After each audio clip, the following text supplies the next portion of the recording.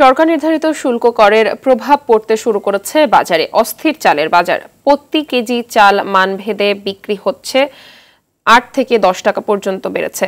আবারও সংকট দেখা দিয়েছে বোতলজাত তেলের। খুচরা দোকানদাররা চাহিদা মতো তেল পাচ্ছে না। বেড়েছে সব ধরনের মশলার দাম। ডিম ডজন প্রতি ১২৫ থেকে ১৩০ টাকায় বিক্রি হচ্ছে। এদিকে সপ্তাহের ব্যবধানে কমেছে সবজির দাম। সরবরাহ বাড়ায় সব সবজি কেজিতে ২০ থেকে ৩০ টাকা পর্যন্ত কমেছে। আগের বাড়তি দামে বিক্রি হচ্ছে মাছ মাংস।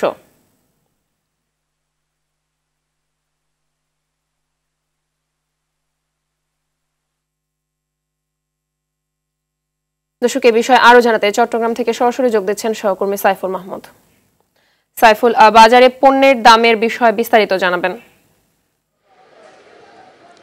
যে মাহবুবা আসলে যেমনটি বলেছেন, সরকারের পক্ষ থেকে যে ভ্যাট ট্যাক্স আসলে ঘোষণা দেওয়া হয়েছিল, সেটার প্রভাব কিন্তু ইতিমধ্যে চট্টগ্রামের বাজারগুলোতে পড়তে শুরু করেছে।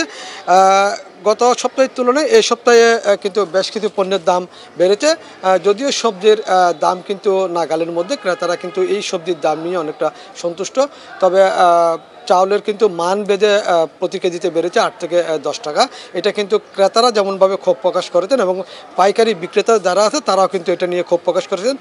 তারা বলল আসলে কর্পোরেট হাউসগুলো যেভাবে চাউল এই মুহূর্তে মজুত শুরু করেছেন, হয়তো দাম আরও বাড়তে পারে বলে তারা আশঙ্কা করতেন। এবং একই সাথে তারা মনে করছেন আসলে এখনই কিন্তু এটাকে নিয়ন্ত্রণ করার দরকার আছে বলে মনে করেন। যদি নিয়ন্ত্রণ না করে তাহলে কিন্তু আরও বাড়তে পারে বলে, বাড়ার সম্ভাবনা রয়েছে বলে তারা মনে করছেন। এবং একই সাথে চট্টগ্রামের যেই খুচরা দোকানগুলো আছে সেখানে কিন্তু বোতলজাত তেলের প্রক্রিয়া কিন্তু স্বাভাবিক নাই। দোকানদাররা যেটা চাহিদা দিচ্ছে সেই মতো কিন্তু তাদেরকে দিতে পারতেছে না ডিলাররা। তাদের আরেকটা আশঙ্কা, হয়তোবা তারা কিন্তু এটাকে ধীরে ধীরে পুঁজি করে আবারও তেলের দাম বৃদ্ধির জন্য একটা পায়তারা করছেন বলে সাধারণ মানুষ কিন্তু তারা মনে করছেন। তবে যারা এখানকার সাধারণ ক্রেতা আছে তারা মনে করছেন আসলে এখনই যদি নিয়ন্ত্রণ করা না যায় পরবর্তীতে কিন্তু আরও বাড়ার সম্ভাবনা রয়েছে বলে তারা মনে করছেন।